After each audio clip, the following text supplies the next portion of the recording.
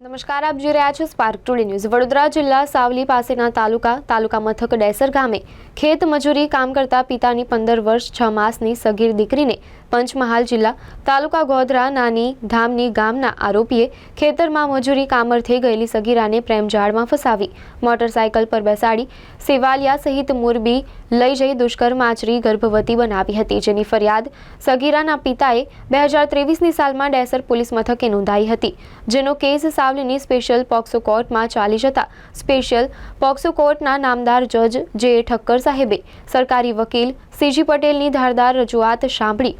નાની ધામણીના આરોપી અનિલ ભીખાભાઈ પરમારને તકસીરવાર ઠેરવી 20 વર્ષ સખત કેદ અને ₹1 લાખનો દંડ અને અન્ય ઇપિકો 363માં 3 વર્ષની સજા અને ₹3000નો દંડ તેમજ કલમ 366ના ગુનામાં 5 વર્ષની સજા અને ₹5000નો દંડ ફટકાર્યો। આરોપી દંડના રૂપિયા કોર્ટમાં ભરપાઈ કરે તો એ રકમ ભોગ બનનાર પીડિતાને ચૂકવવા અને ડિસ્ટ્રિક્ટ લીગલ સર્વિસ ઓથોરિટીને ₹7 લાખ વિક્ટમ કોમ્પન્સેશન પીડિતાને ચૂકવવા નામદાર કોર્ટે ભલામણ કરાઈ છે। અત્રે ઉલ્લેખનીય છે કે ન્યાયપાલિકાના ઝડપી ન્યાય આપવાના અભિગમને અનુરૂપ આજ સાવલીની સ્પેશિયલ પોક્સો કોર્ટના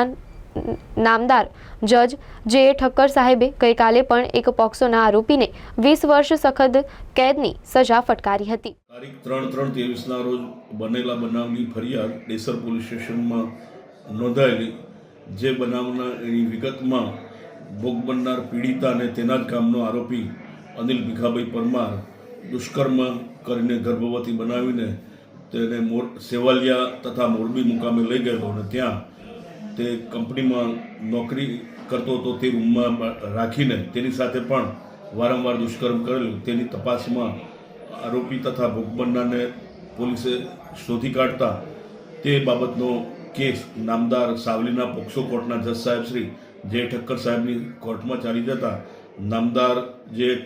પોક્સો કોર્ટના જજ સાહેબ શ્રી જે ઠક્કર સાહેબ શ્રીએ આરોપી અનિલ ભીખાભાઈ પરમારને દોષિત ઠેરવીને